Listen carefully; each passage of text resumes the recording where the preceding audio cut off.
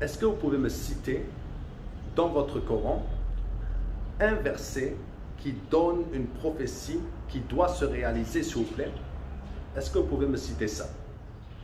Parce que vous aimez beaucoup attaquer le livre des livres, le best-seller de tous les temps, le livre le plus prophétique de l'histoire de l'humanité, une encyclopédie vivante, la Bible. Dites-moi ceci, dans votre livret de 50 pages, révélé en 23 ans, qu'il y a des dizaines de contradictions dedans par le principe du Nasikh ou le Mansour. Est-ce que vous avez une prophétie à me donner aujourd'hui, s'il vous plaît, dans votre livre?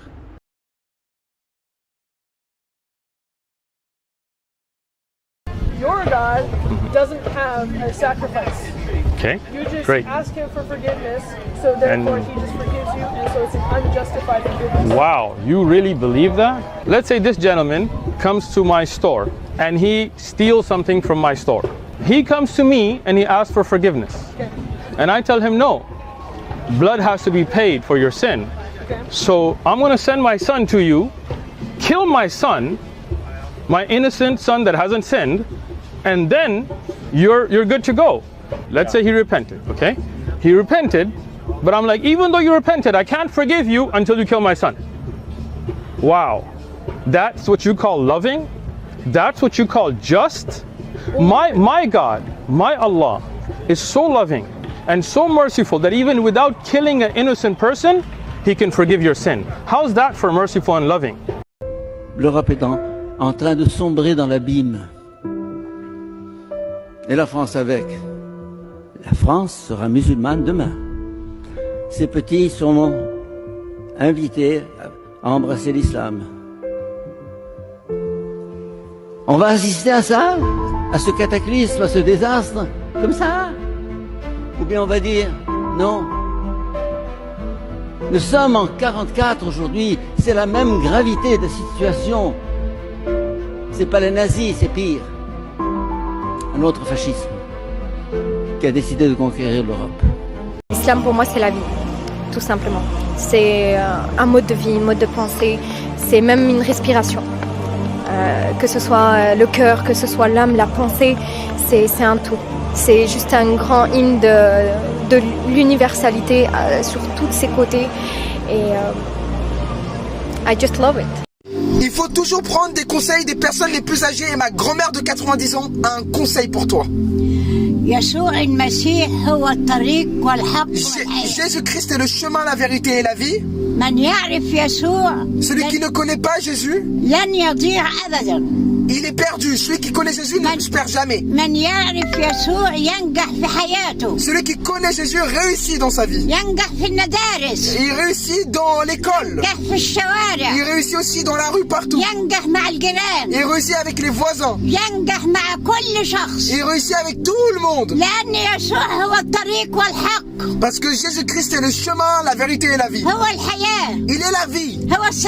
Il est la paix.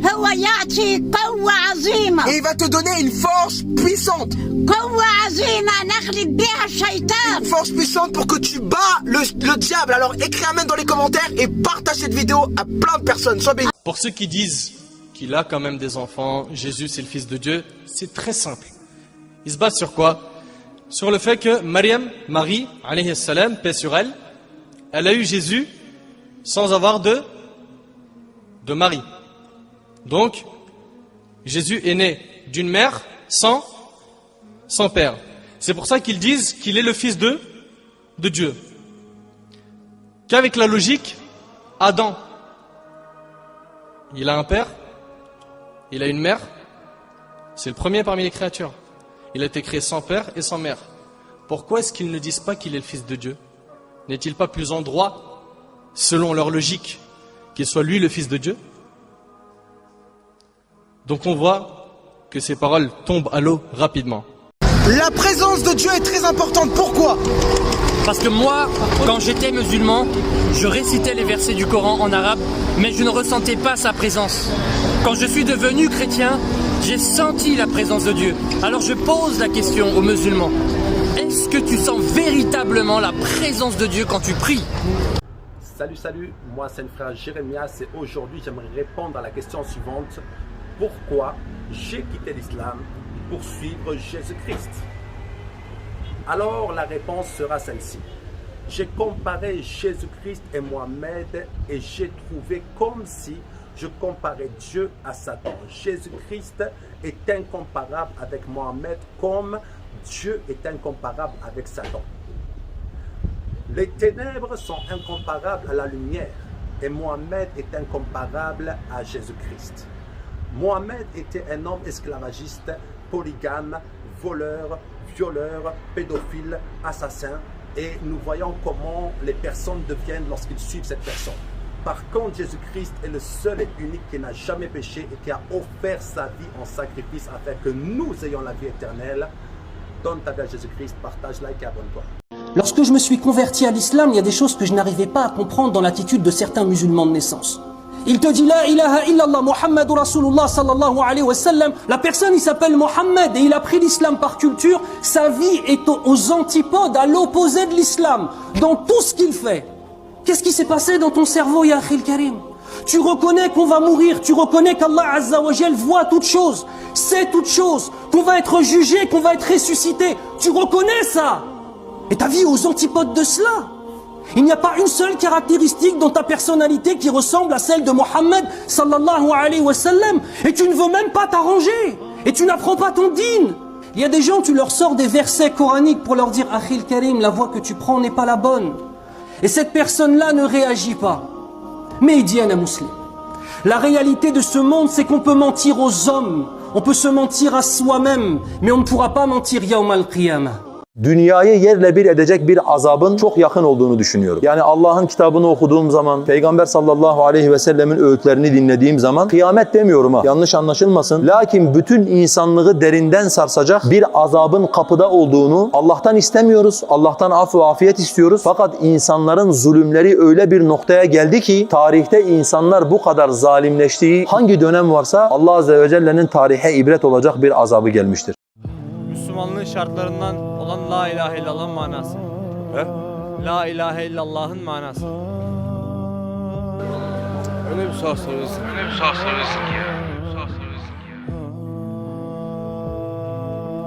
La ilahe illallah'ın manası. Elhamdülillah Müslümanım. Bilmiyorum. Bilmiyorum. Tam adamını buldum sen de cevap veremeyeceğim. Alors que l'islam est une religion monothéiste et basée sur la croyance en un Dieu unique, le bouddhisme ne se soucie pas de la notion de Dieu. Par contre, il accorde plus d'importance à des êtres éclairés en tant que divinité. Un bouddhiste ne peut compter que sur ses propres efforts, ainsi que sur la sagesse et les enseignements laissés par Bouddha. Les enseignements bouddhistes sont en grande partie basés sur la notion de la souffrance et la façon d'y mettre fin.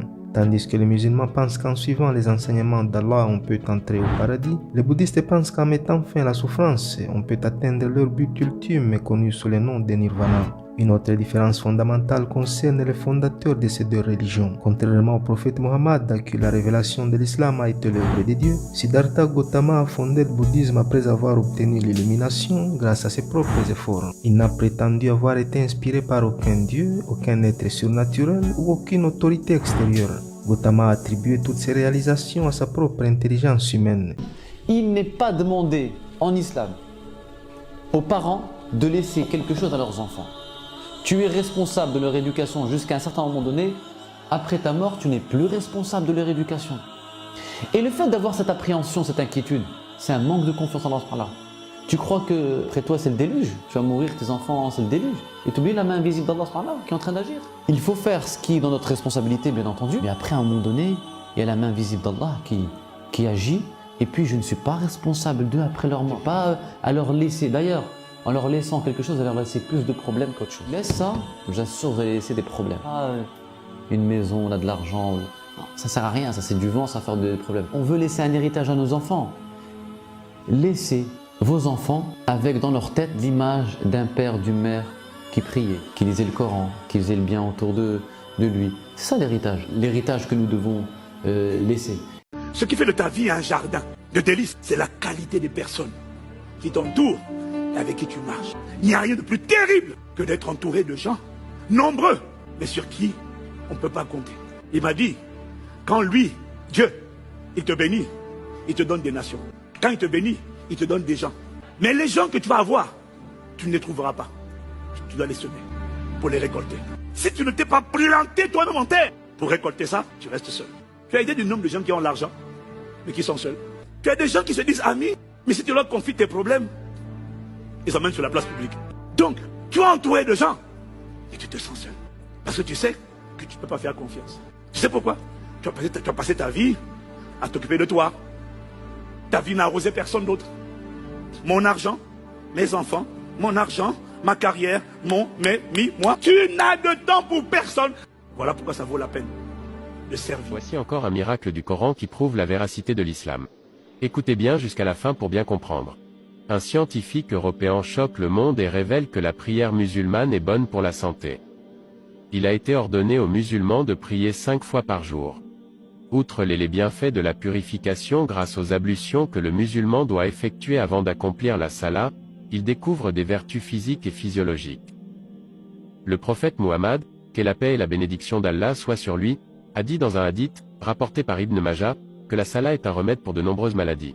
L'homme se doit de faire des activités physiques régulières pour rester en bonne santé, et ce que nous révèle la revue Saudi Gazette, c'est que les mouvements dus à la salat que l'on effectue au moins 5 fois par jour, ont les mêmes avantages que d'effectuer la marche, calculée pour un rythme de 4,8 km. Cette action s'étend du bas du dos, aux cuisses et mollets, tandis que le sang est pompé vers le haut du torse. Puis lorsque nous revenons à la position debout, le sang qui était dans la partie supérieure du corps, revient à la normale. Le corps est détendu.